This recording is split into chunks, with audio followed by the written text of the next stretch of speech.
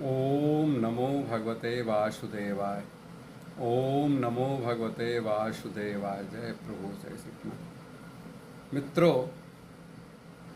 क्या आपने कभी सोचा है कि कुछ लोग भगवान की भक्ति में सहज ही लीन हो जाते हैं, जबकि कुछ लोगों का मन बार बार संसार की ओर भागता है। क्या कारण है कि कोई व्यक्ति विपरीत परिस्थितियों में भी भगवान पर अटल विश्वास बनाए रखता है? भगवान श्री कृष्ण आज के इस दिव्य श्लोक में इसी रहस्य का उद्घाटन करते हैं। आइए मित्रों, सबसे पहले इस श्लोक का पाठ करते हैं। श्लोक है, येषां त्वन्तगतं पापं जनानां पुण्यकर्मणां ते द्वन्द्वमोह निर्मुक्ता भजन्ते मां दृढ़व्रताः। अर्थात जिन लोगों के पाप पुण्य कर्मों के प्रभाव से नष्ट हो चुके हैं, अर्थात पाप नष्ट हो चुके हैं, उन्होंने इतना पुण्य किया हुआ है, वो सुख दुख, लाभ हानि और मान अपमान जैसे द्वंद्वों से उत्पन्न मोह से मुक्त होकर दृढ़ निश्चय के साथ मेरी भक्ति करते हैं। प्रभु श्री कृष्ण कह रहे हैं। आइए दोस्तों मित्रों, अब इस श्लोक के गहरे संदेश को समझने का प्रयास करते हैं। भगवान श्री कृष्ण कहते हैं कि सच्ची भक्ति केवल शब्दों या बाहरी पूजा का नाम नहीं है, बल्कि भक्ति की शुरुआत मन की शुद्धि से होती है। जब तक मन काम, क्रोध, लोभ, मोह और अहंकार से भरा रहेगा, तब तक ईश्वर में स्थिर होना कठिन है। यहाँ दोस्तों ध्यान रखिए, पाप का अर्थ केवल बुरे कर्म करना ही नहीं है, बल्कि पाप वे संस्कार भी हैं जो हमें ईश्वर से दूर ले जाते हैं।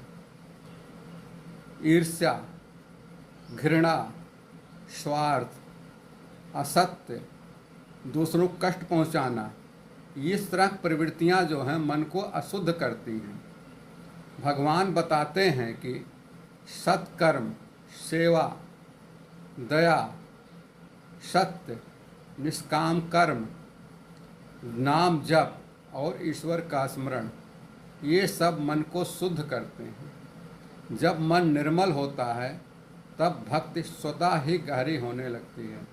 वो स्वामी तुलसीदास जी ने रामचरितमानस में कितना सुंदर कहा है, निर्मल मन जन सो मोहि पावा, मोहि कपट छल छिद्र न भावा। प्रभु श्री राम ने भक्त विभीषण को यही समझाया था, निर्मल मन जन सो मोहि पावा, मोहि कपट छल छिद्र न भावा। मित्रों, इसके बाद भगवान दोबारा कहते हैं, द्वंद्व मोह निर्मुक्ता, अर्थात हमारा जीवन द्वंद्वों से भरा हुआ है, हम उलझे हुए हैं। द्वंद्व क्या है?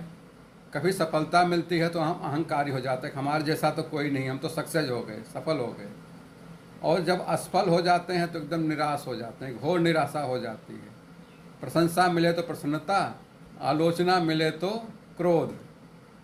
मित्रों, यही सबसे बड़े द्वंद्व का कारण, यही परेशानियों का कारण है। लेकिन जो व्यक्ति इन विपरीत परिस्थितियों में भी संतुलित रहता है, खुद को बैलेंस रखता है, वही वास्तव में आध्यात्मिक मार्ग पर आगे बढ़ता है। फिर भगवान कहते हैं, दूसरा श्लोक का दूसरा चौपाई, दूसरा चरण क्या है? भजन्ते मां दृढ़व्रता। दृढ़व्रत का अर्थ है अटल संकल्प लेके काम करना।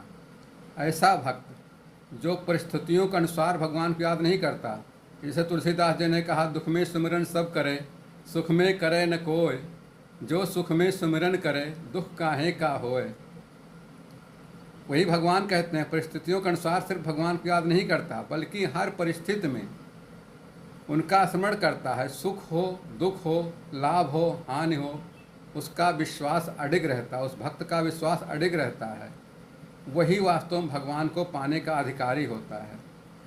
मित्रों, यह श्लोक का सबसे बड़ा संदेश यही है, यदि हम चाहते हैं कि हमारी भक्ति गहरी हो, तो पहले अपने जीवन को सत्य, करुणा, सेवा, निष्काम कर्म, अपने जीवन में इनका स्थान देना होगा।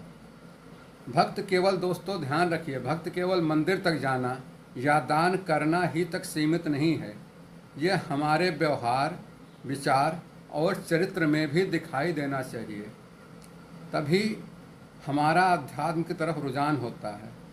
इसलिए मित्रों, मेरी आप सबको एक सलाह है, संकल्प लें आज कि हम प्रतिदिन कुछ न कुछ ऐसा करेंगे जिससे किसी का भला होगा, किसी का कल्याण होगा, निस्वार्थ सेवा होगी, प्रभु का स्मरण करेंगे। हर परिस्थिति में हम समान भाव, बैलेंस बना के भगवान का स्मरण जरूर करेंगे।